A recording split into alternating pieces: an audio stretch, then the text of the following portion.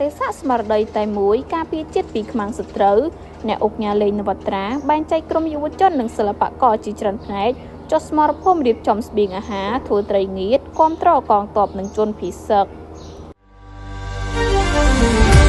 ក្នុងកលៈទេសៈស្មារតីតែមួយការពារជាតិពីខ្មាំងសត្រូវ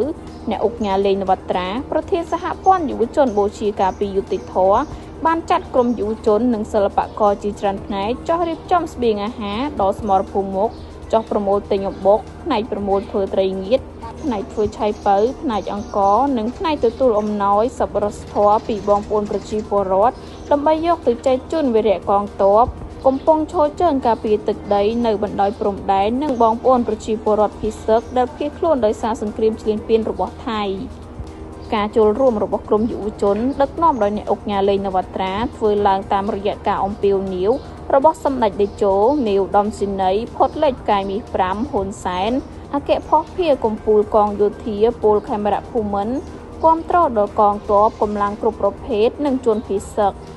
នៅពេលជួបការលំបាកស្មារតីសាមគ្គីភាពកាន់តែរឹងមាំការចូលរួមរបស់ក្រុមយុវជនគឺជាការចូលរួមចំណែកលើកទឹកចិត្តដល់កងទ័ពដ៏អង់អាចក្លាហានរបស់កម្ពុជាដែលកំពុងឈរជើងជាប់ជាប្រចាំដើម្បីការពារបូរណភាពទឹកដីនៅតាមបណ្ដោយព្រំដែនកម្ពុជាថៃ